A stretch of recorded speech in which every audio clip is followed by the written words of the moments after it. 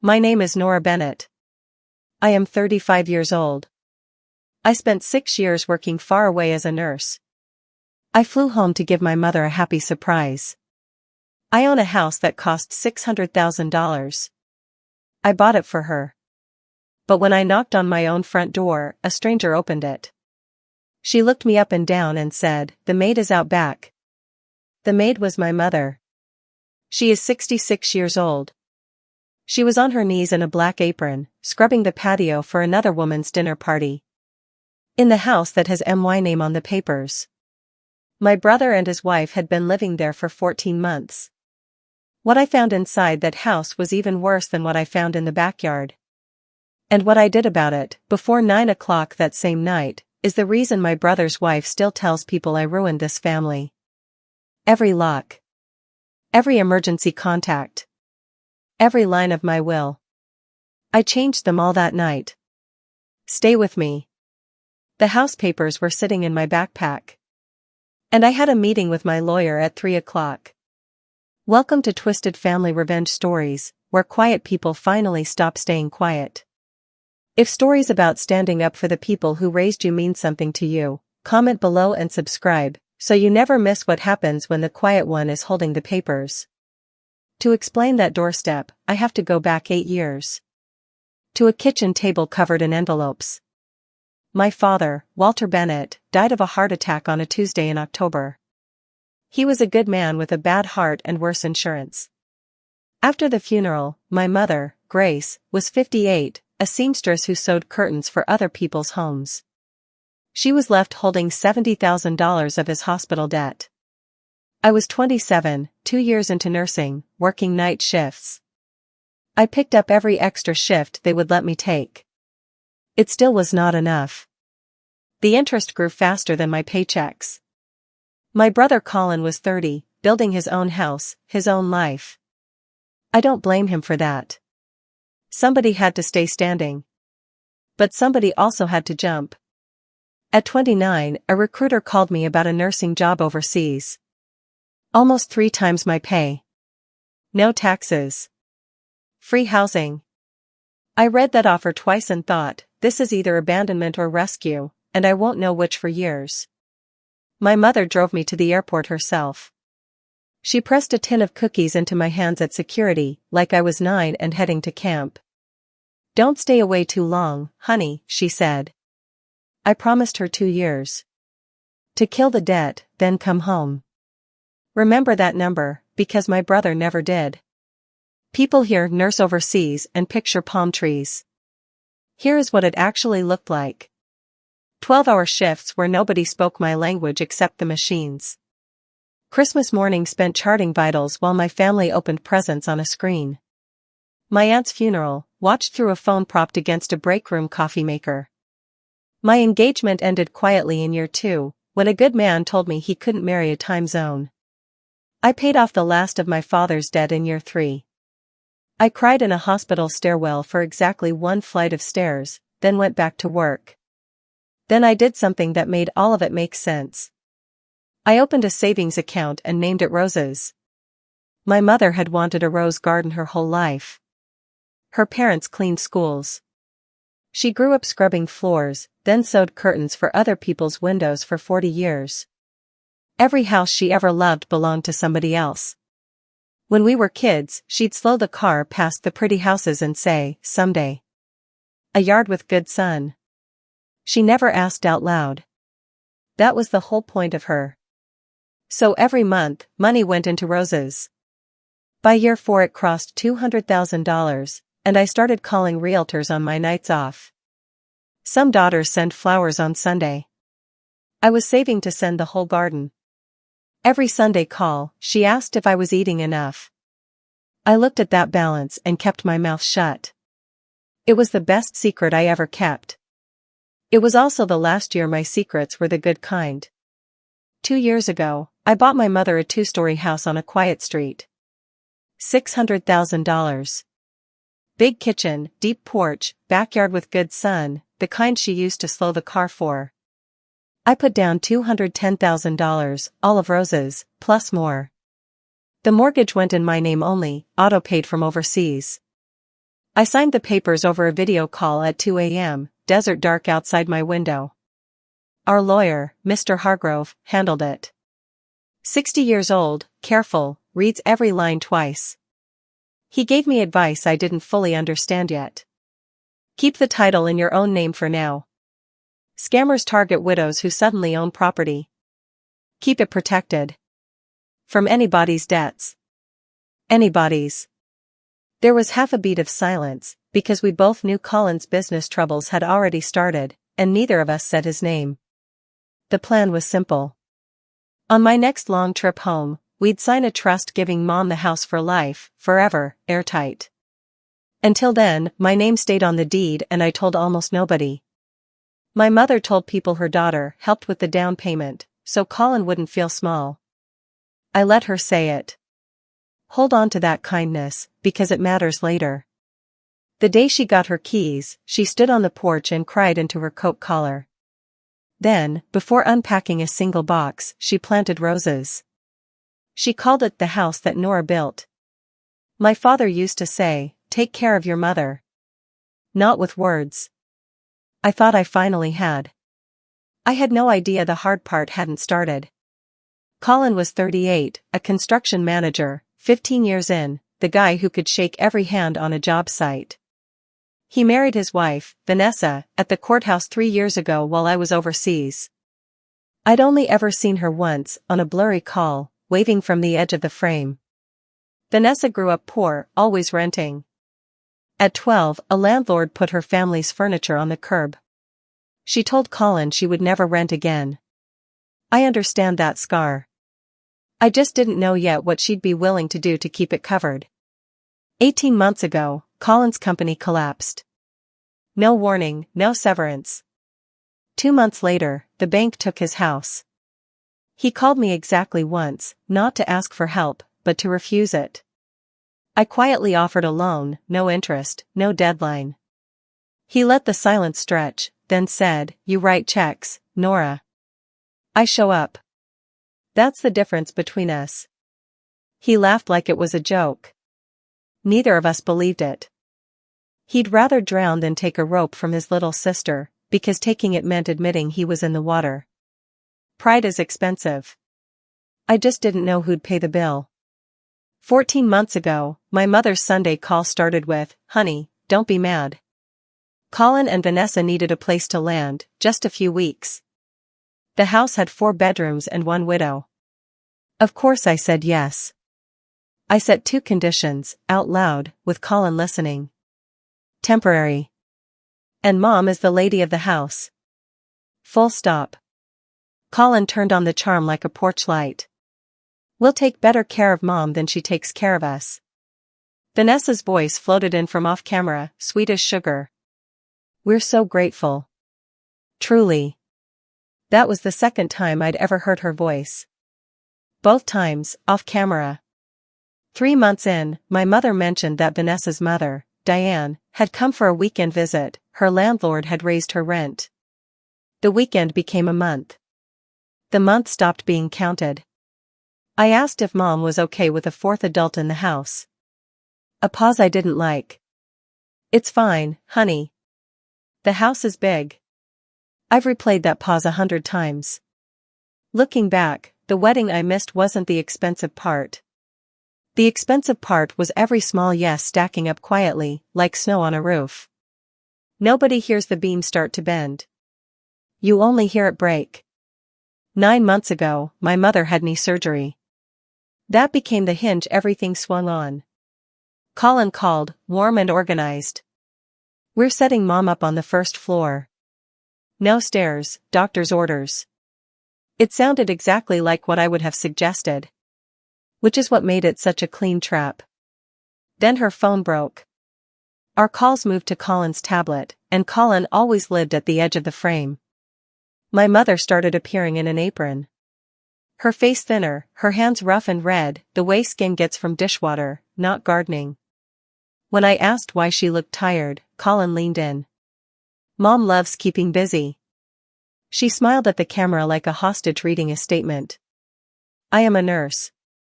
Reading faces is my job." So I acted. I mailed her a new phone. It never arrived, though tracking said delivered, signed for. I offered to pay for a cleaning lady, twice a week. Colin chuckled. We're family, Nora. We don't need strangers in the house. One Sunday she said, quiet, money's a little tight this month, and changed the subject fast, like she'd touched a hot stove. Here's why I didn't fly home that week. My hospital unit was mid-inspection, and I was the lead. Leaving meant losing my visa, breaking my contract, abandoning 40 patients. I counted my banked vacation days the way people count down to a wedding. Two things finally sent me to the airport. First, a birthday flower delivery with a photo request.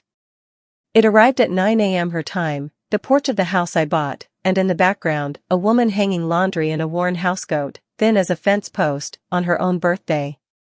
Second, an email from Alice Morgan, my mother's oldest church friend, 70 and sharp as a sewing needle.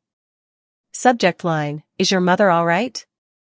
She wrote that my mother had stopped coming to church, and that the week before, she'd seen her carrying groceries across a wet parking lot in the rain, while a younger blonde woman sat dry in the car, scrolling her phone.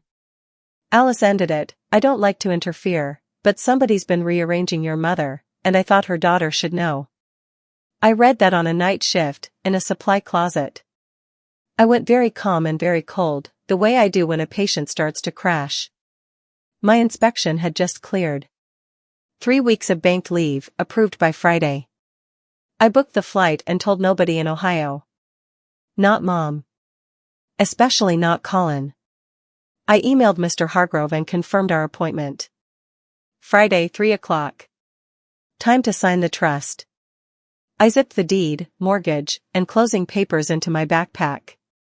Paper weighs almost nothing. It still holds a house up. 20 hours in the air. I rehearsed one sentence, surprise, Mom. I never got to say it. The taxi turned onto the street at 10:40 on a Friday morning. A strange SUV sat parked in the driveway, like it had grown roots. I rang the doorbell of the house I bought, cap and sunglasses on, 20 hours of travel on me. The door opened. A blonde woman in a silk robe, coffee mug in hand. I recognized her from that one blurry wave, 3 years back. Vanessa. My sister-in-law, in my own doorway, looking me over the way you check produce. What I didn't know yet, she'd posted an ad that week for part-time cleaning help before her dinner party. So when she saw a tired woman in a cap on the porch, she didn't see family. She saw the help. Oh, you're here about the cleaning, she said, already turning. The maid is out back. She'll show you what needs doing. Then her phone rang, and she walked off, leaving my own front door hanging open, like I was a draft. I stood there, letting the sentence land. Then I stepped into my own foyer like a stranger. New candle smell. New photos on the mantle, Vanessa and Colin at the courthouse, Vanessa on a beach, Diane holding wine. My father's old photo spot now held a sign that said bless this home. Somewhere upstairs, a TV talked to an empty room. From the backyard came a sound I knew before I could name it. A scrape, a slosh, over and over. A scrub brush on stone. I walked toward it with my heart pounding, already knowing exactly who I was about to find. My mother knelt on a foam pad, scrubbing the patio in a black apron. 66 years old, 9 months off a knee replacement, on the stones. Her rose bushes had been shoved into plastic pots in a shady corner to make room for new patio furniture, tag still on. Mom, I said.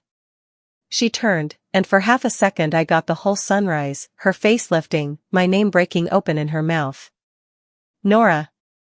And then the light slammed shut. Her eyes flicked to the windows. Checking.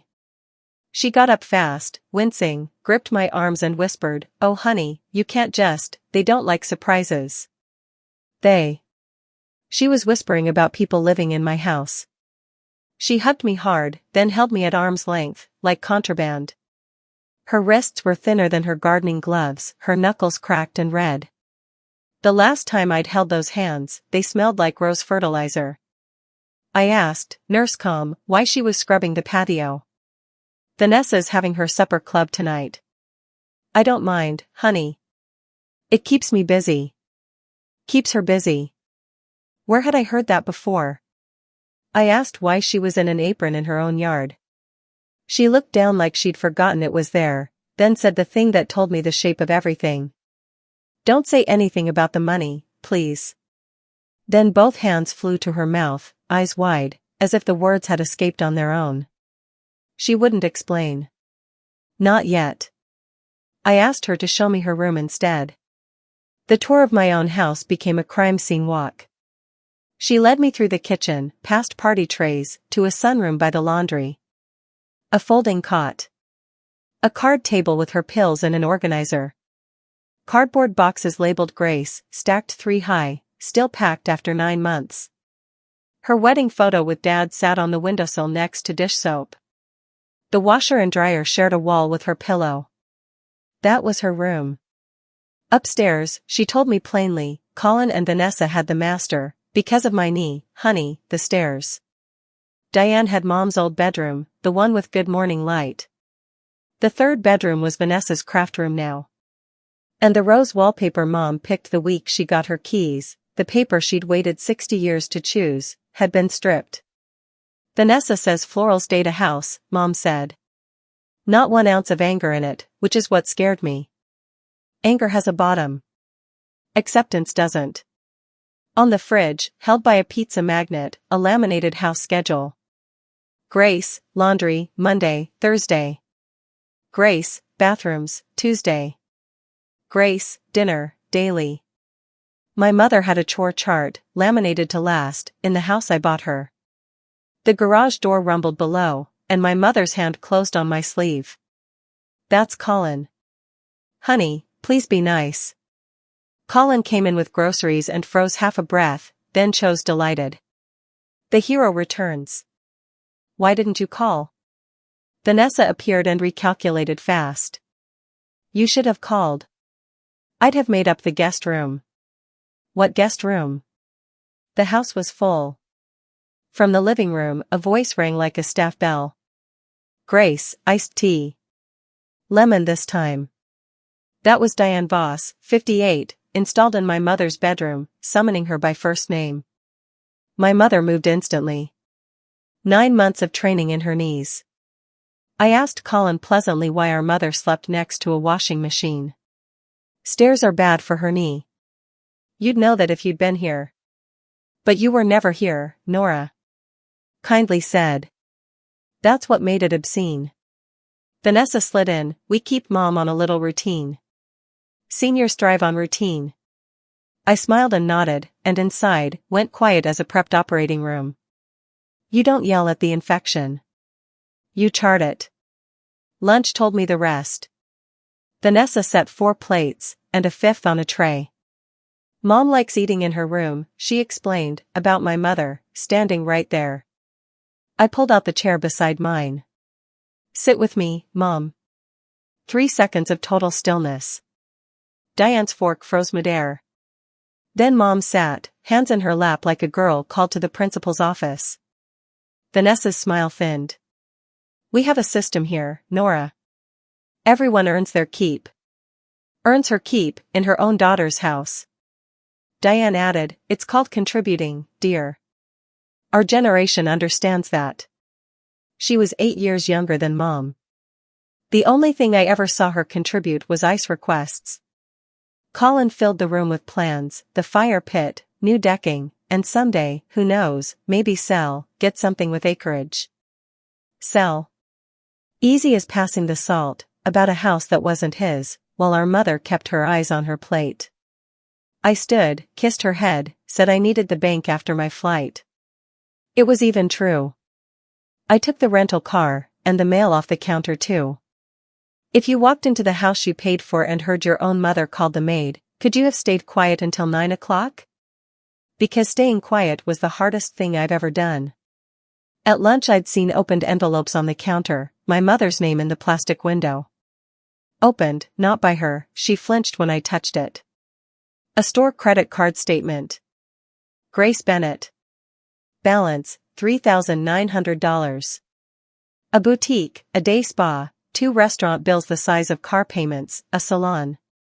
My mother hadn't sat in a salon chair since Dad's funeral. The signature wasn't even a good copy of her hand. In the kitchen, water running loud on purpose, Mom finally whispered the shape of it. Vanessa had borrowed the card. And every month, Mom handed Colin $600 cash from her Social Security. He called it grocery money. He collected it, her word, on the 3rd, the day after her check landed. 14 months. I did the math at the sink. $8,400 in cash, plus $3,900 on the card. $12,300, out of a widow whose check is $1,860 a month. Don't say anything, Mom whispered. He gets loud about money. I folded the statement into my jacket. We're going to the bank. You're coming with me. Right now.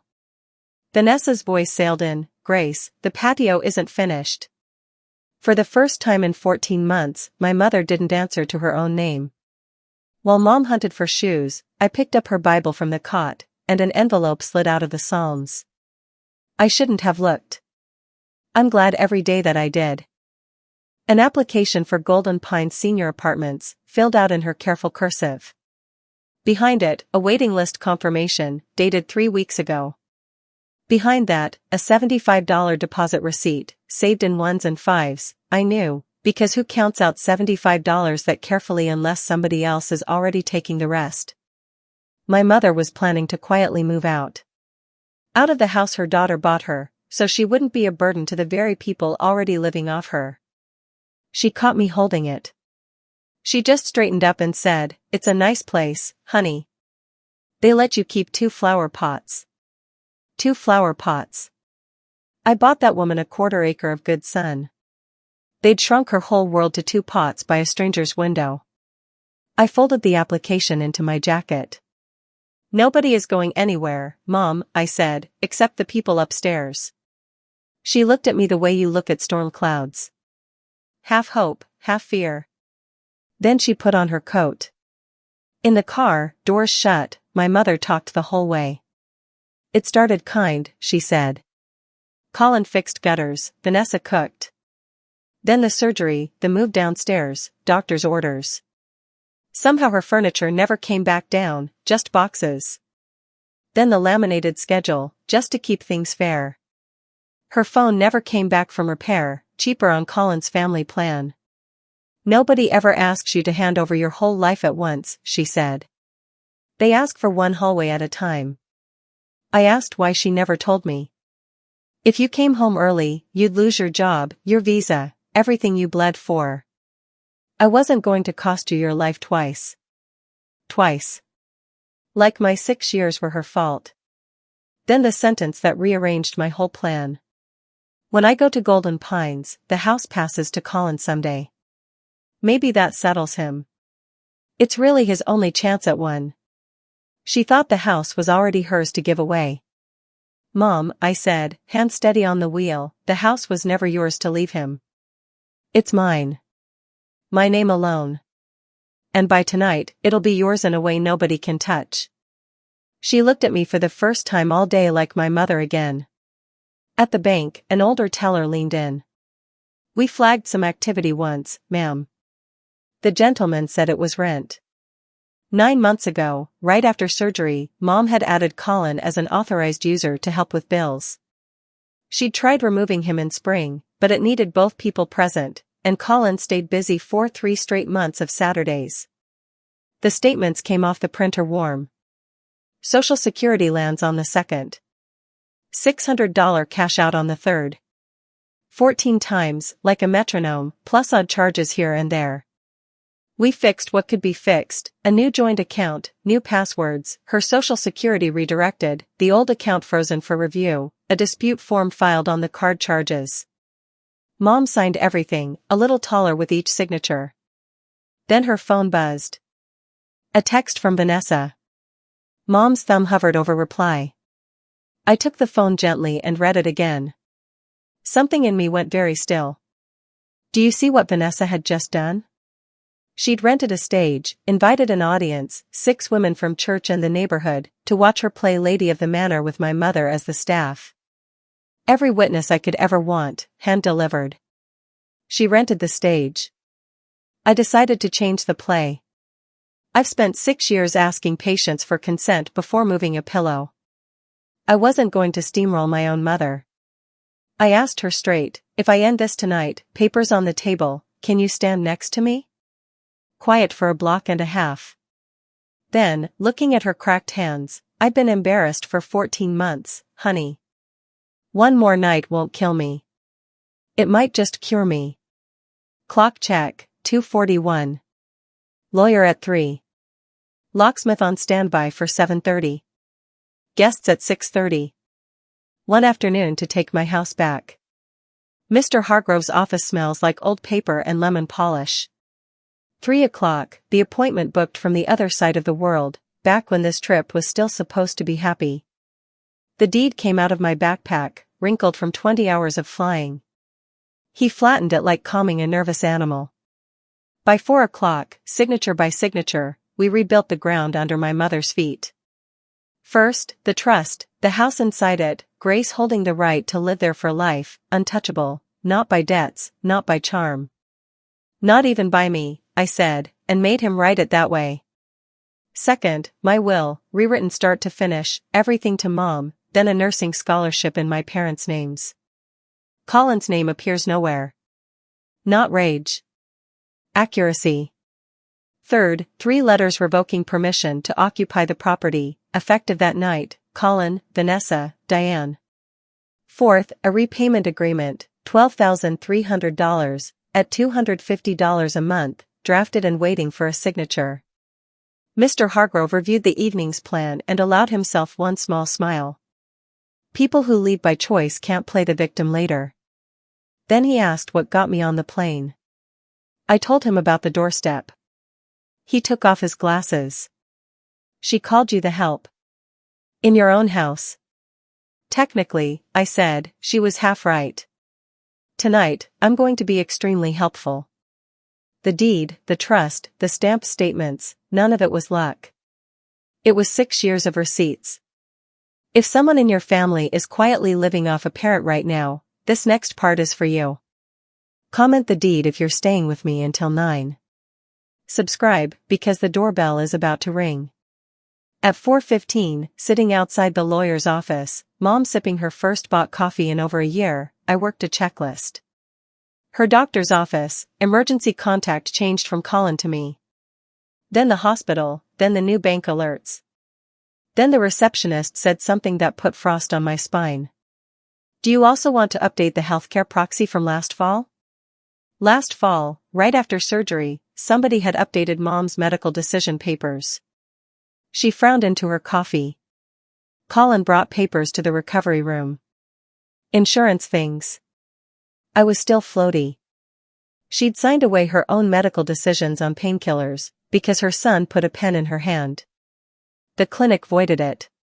She signed a fresh one at Hargrove's office, notarized, eyes open this time. In the car, she defended him, the tax mothers pay forever. He wasn't always like this. He used to carry my groceries when he was 9. I know, Mom, I said. And I'm not punishing the boy who carried the groceries. I'm stopping the man who took your bedroom. She nodded once, like a stitch pulled tight. Alice called as we turned onto our street, thrilled to be invited to Vanessa's party, fully unbriefed. I asked her one thing, sit near Mom tonight. Honey, I've been praying somebody would come. I just didn't know God booked economy. 5:05, Vanessa stood on the porch, arms crossed. Where have you two been? The patio, I said. Mom's off duty tonight.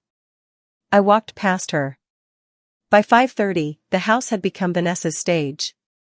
Cloth napkins folded into fans, candles down the table like a runway, place cards, and on the buffet, my mother's wedding china, from 1979, the set we only touched on Thanksgiving.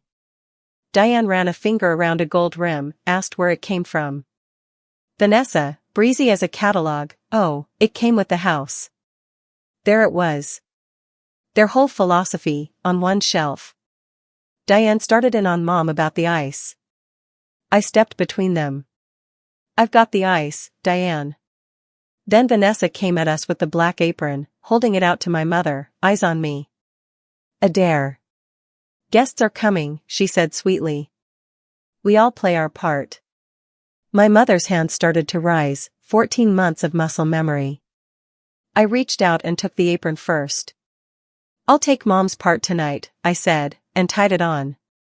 Vanessa's face flickered, confusion, then triumph, and she trotted off, satisfied the maid problem had solved itself, never once wondering why a woman would fly 20 hours to volunteer for kitchen duty. Here's why: the one pouring the tea hears every table. The help is invisible. And invisible is the best seat in the house. 6:28, headlights swept the window. 6:30 sharp, the doorbell rang. Alice arrived with a lemon cake and a wink so fast nobody else caught it. 6 guests, all women, 2 from church, 3 from the neighborhood, and Alice. Vanessa gave the tour with a realtor sweep. We bought at the right time. $600,000. Colin has such plans for the backyard, a fire pit, right where those old rose bushes are. A church lady asked about the sweet woman who watered them. Vanessa laughed, rehearsed. Colin's mom stays with us. She likes to help. Keeps her young. She's practically family staff. I mean, practically family. 2 guests laughed politely. Alice did not. She set down her teacup and looked at Vanessa the way you look at a stain on good linen. Diane, wine-flushed, went further. We took Grace in, you know. Family looks after family. In Grace's own dining room. On Grace's own china.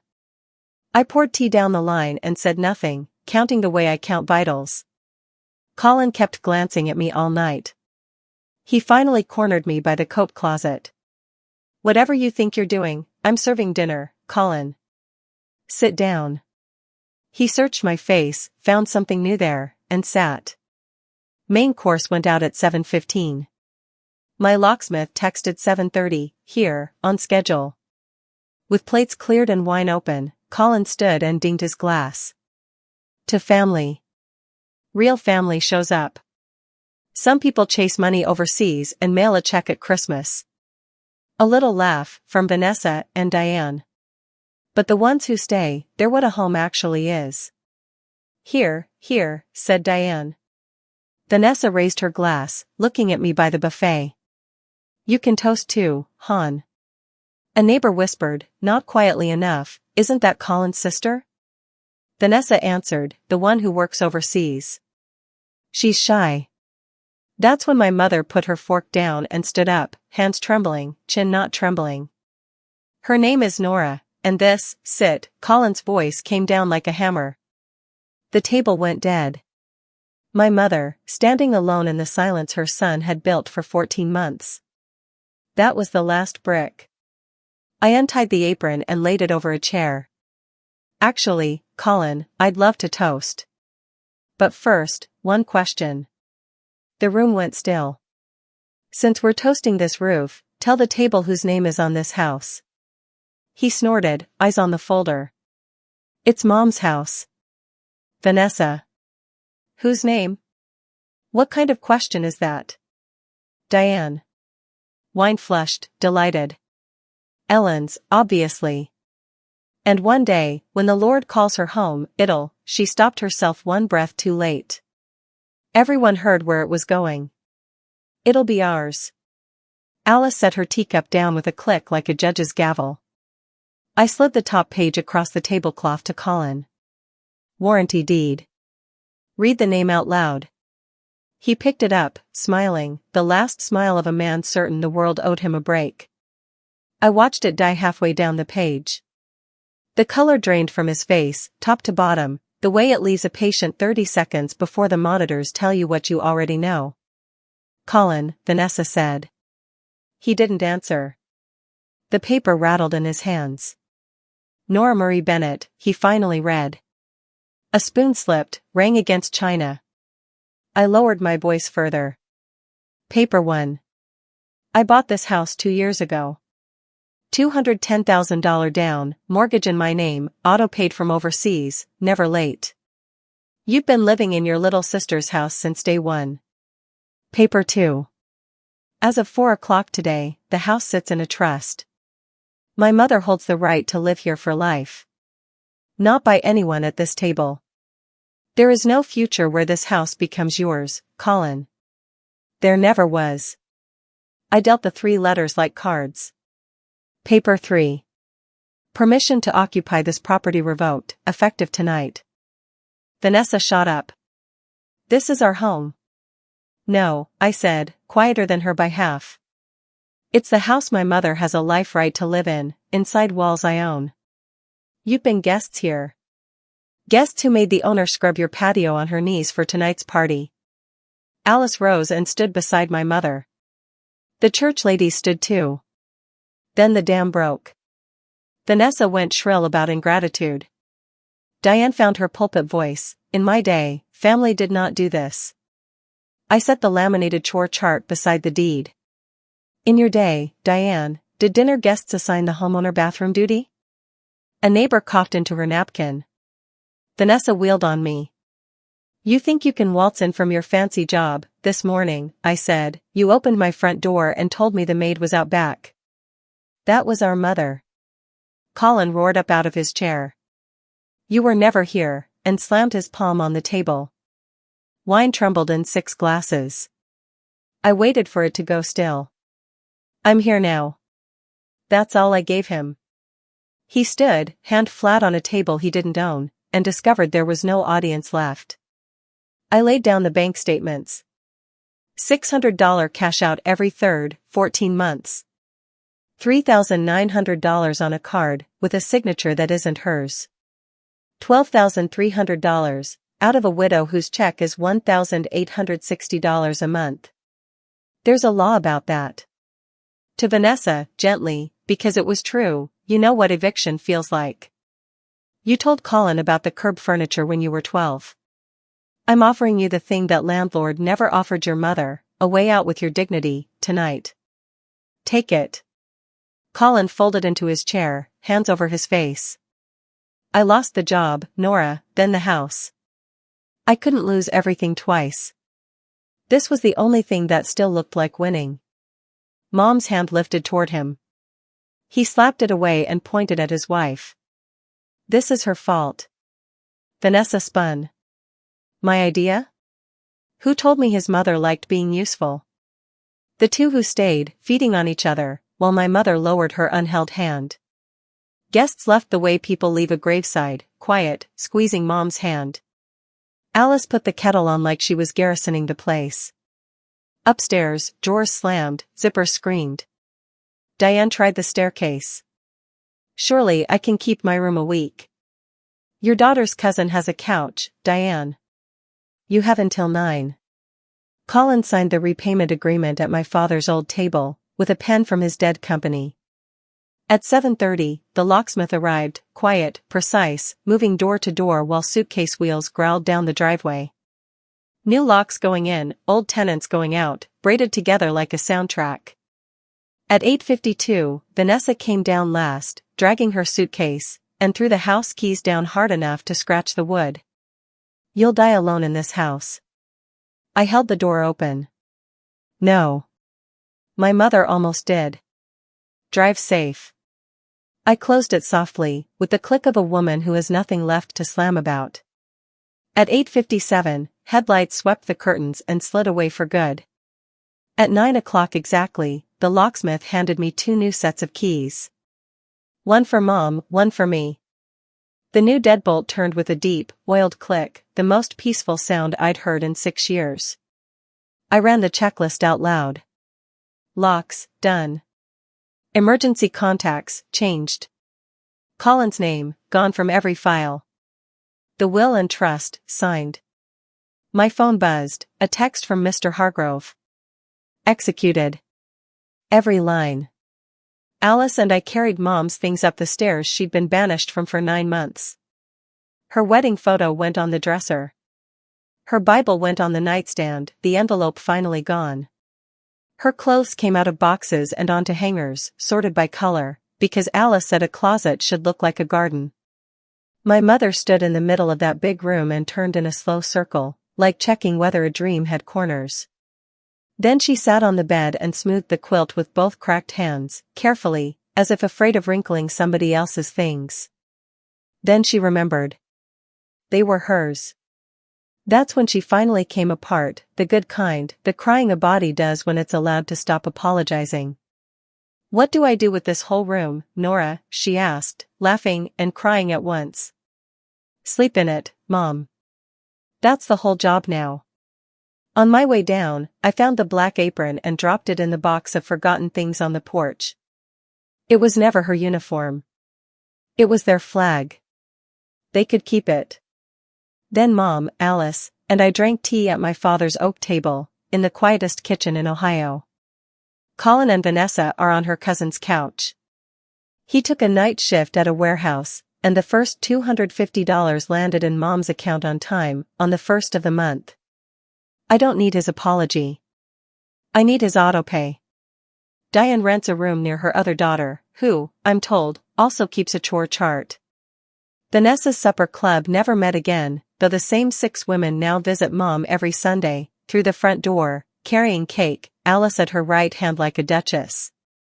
Mom is back in her pew at church. Her rose bushes moved into the sunniest spot in the yard, exactly where the fire pit was going to be. New canes already.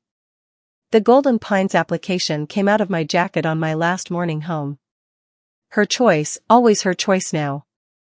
She tore it in half and dropped it in the compost bucket. "Compost?" I asked. "It should at least feed the roses," she said. I signed a new contract before flying out, 8 weeks overseas, 4 weeks home. My 4 weeks belonged to a bedroom with rose wallpaper going back on the walls, because florals date a house, and so do widows, and I intend for both to stay in style a long time. Colin texted once, near the end of my leave. "Can we talk?" I looked at it a while, standing in the yard with the hose in my hand. He's my brother. He carried her groceries when he was 9. He also collected $600 a month while she slept next to a washing machine. So I sent back the only terms I had. "When the last payment clears. Then we'll see who shows up." He hasn't answered. The roses have. My father used to say, "Take care of your mother." Not with words. It took me 6 years overseas and 1 dinner party at home to learn what that really meant. You take care of her with your name on the right papers, your feet in the right doorway, and your voice calm and unshaking on the one night it counts. That's my story. 1 flight home. 1 folder of papers. And a mother, asleep in the bedroom she always deserved. If this reminded you to check whose name is on a deed, or who's listed as your parents' emergency contact, do it this week. If you've ever watched someone mistake kindness for weakness, share this with someone who needs it. Drop a comment, hit subscribe, and I'll see you in the next one, right here on Twisted Family Revenge Stories.